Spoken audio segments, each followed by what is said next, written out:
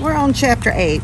Chapter 7 was kind of long, and it quoted a lot of scripture and referenced what we're reading about subject matter in this book, but I found it a little hard to read. Chapter 8 sounds a little better. I may break this up into more than one segment because of time permitting. Chapter 8 is Who Are the Nephilim? And there's a little introduction, ... Climax at the beginning, Arthur Custance. Of all the imaginable phenomenon, Earth, the progeny of this union between extraterrestrials and humans, is the most bizarre. Man has paid little attention to them until now, for the fact of their little existence has been shrouded in legend. But can they be dismissed as myth any longer? In this end-time hour, many strange phenomena are occurring. Jesus said, "As the days of Noah were, so shall also the coming of the Son of Man be." It was the wickedness of humanity and the abominable union of the supernatural with the natural that moved God to judge the world. We are fast approaching a new period of God's wrath. The return of these super creatures may even now be a threat to us. The Nephilim. Etymological evidence. Who are these beings? A clue to their identity is found in their name, Nephilim. The word itself is Hebrew and is first used in Genesis 6:4. There were giants in the earth in those days, and also after that, when the sons of God came in unto the daughters of men. And they bare children to them. The same became mighty men, of which were of old, men of renown. Nephilim is translated, quotes, giants, in the Authorized King James Version, but giants is in no way a complete description. Commentators like Lane trace the word Nephilim to the root Nephal, meaning distinguished ones. This corresponds perfectly with the men of renown at the end of Genesis 6:4. Nevertheless, it is not a generally accepted translation. Others have sought the root of the word in the Hebrew consonants, MPL, as found in Psalm 58:8. Here it means miscarriage. Accepting the theory, the Nephilim would be those of superhuman beings that resulted from miscarriages. Genesis Rabbah 26:7 seems to confirm this translation when it states, Nephilim denotes that they hurled the word down, themselves fell, Nephlu, from the world and filled the world with abortions, Nephilim, through their immorality. Most scholars, however, reject both these interpretations and trace the word Nephilim to the Hebrew root Nephal, meaning to fall. The Nephilim are the fallen ones, a direct reference to the fallen angels who sired them. Because of some uncertainty in the translation of the Hebrew word, more and more Bible versions are now leaving the original word untranslated. Thus, the New International Version renders the passage, "The Nephilim were on the earth in those days," Genesis 6:4. This also does justice to the fact that the definite article precedes the word in the original. The Nephilim were on the earth, emphasis added. The same definite article is also found in other biblical passages where the word Nephilim occurs, namely Numbers 13:33. We saw the Nephilim there, emphasis added. Interpreting the Nephilim as the fallen ones dismissed the suggestion of one modern author that belief in the Nephilim could lead to racism. He fears that people would boast of having celestial blood in their veins and consider themselves superior to those of the ordinary human ancestry.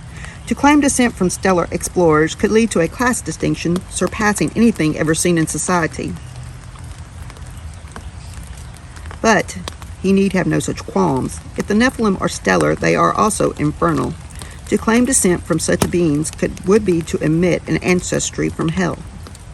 Although there's no etymological evidence to justify giants as an accurate translation for Nephilim, such a translation is not without merit. In more senses than one, Nephilim were giants in size. For one thing, they were giants in size and strength. Much documentation of the exceptional physical stature and superhuman strength of the Nephilim exists.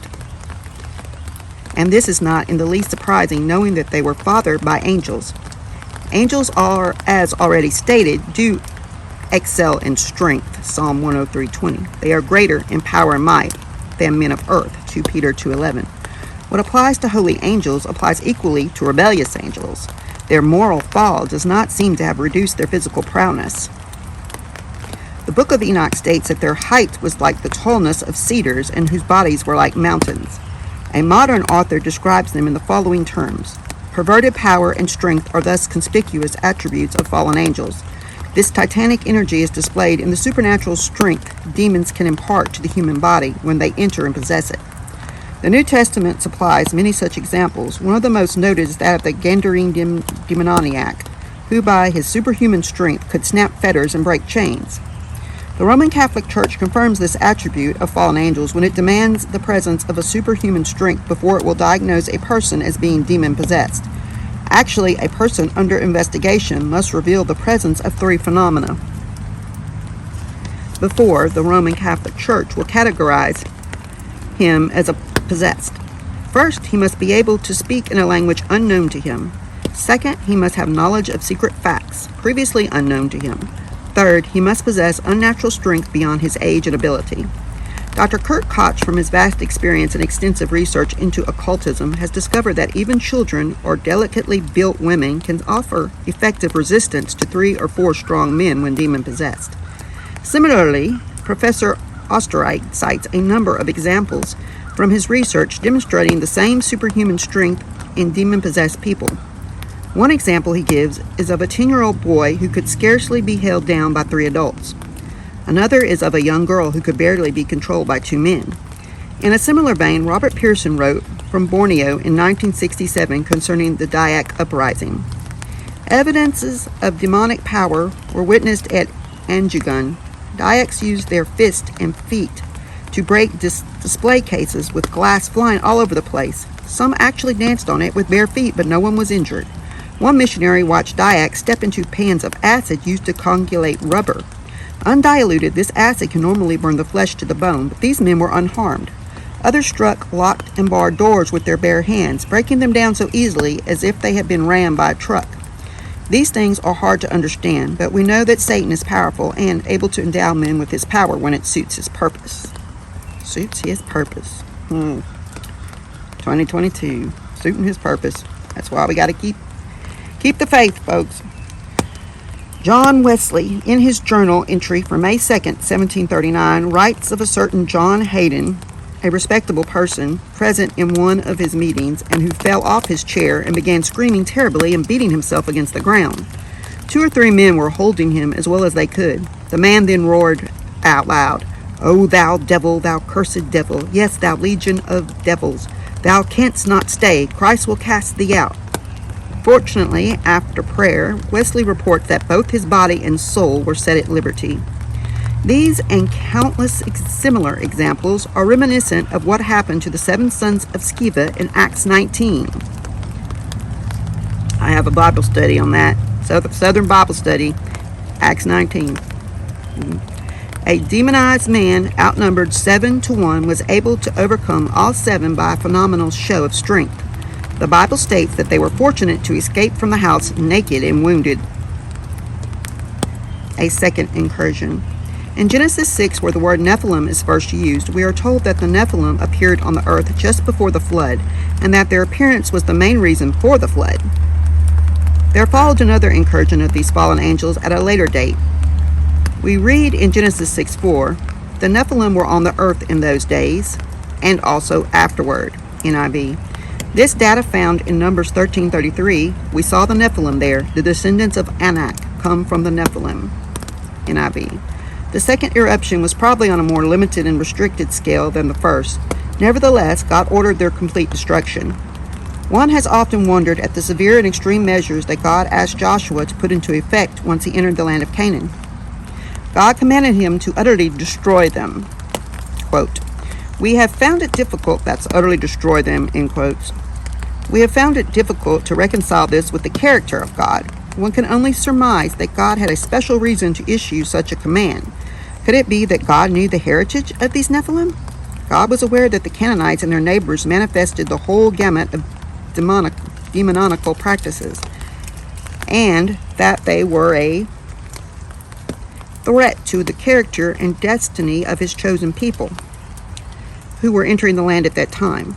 This is why he warned the Israelites not to imitate the occult practices of these people whom they dispossessed. With the same unmatched anger that he had displayed in Genesis 6, God orders the complete extermination of the inhabitants of Canaan. But thou shalt utterly destroy them, namely the Hittites, the Amorites, the Canaanites, and the Perizzites, and the Hivites, and the Jebusites, as the Lord thy God hath commanded thee. Deuteronomy 20:17. However, Israel, as so often in her history, failed to obey God, and there's reason to believe that some of the Nephilim survived.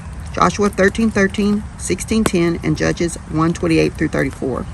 The progeny of these Nephilim went under various names. We read of the Anakim, descended from Rapha, the Zamzumims, the Eminims, the Avims, etc. All shared the characteristics of being huge, tall, and strong. Rabbi Baya ben Asher, a Spanish Kabbalist, claimed the Nephilim were heads of the family called Sons of God. They were so called because terror fell on those who saw them. As the virility of the stock declined, they were called Anakim and later Rephaim. Here is an Old Testament description of the Emim. The Emim dwelt therein in times past, a people great and many, and tall as the Anakim, which also were accounted giants as the Anakim, but the Moabites called them Emims. Deuteronomy 2:10 and 11. These men were such giants that the Israelite spies who went in to reconnoiter the land cowered before them. And there we saw the giants, the sons of Anak, which come of the giants, and we were in our own sight as grasshoppers, and so we were in their sight as well. Numbers 13:33. Flavius Josephus, the noted Jewish historian of the 1st century AD, described these giants as having bodies so large and countenances so entirely different from other men that they were surprising to the sight and terrible to the hearing. And he adds that in his day the bones of the giants were still on display. Deuteronomy 3:11 describes one of these giants in more detail. For only Og, king of Bashan, remained of the remnant of giants. Behold, his bedstead was a bedstead of iron. Is it not in Rabbath of the children of Ammon? 9 cubits was the length thereof, and 4 cubits the breadth of it, after the cubit of a man. A super king-size bed. In modern measurements, it was 18 feet, 6 inches long, and 8 feet, 4 inches wide. Some of these giants carried spears that weighed from 10 to 25 pounds. One carried a spear whose staff was like a weaver's beam, 2 Samuel 21:19. Goliath wore a coat of armor that weighed 196 pounds, and he was said to be about 9 feet tall. Some of these giants had 6 fingers on each hand and 6 toes on each foot. And we'll pause there, come back for the rest tomorrow.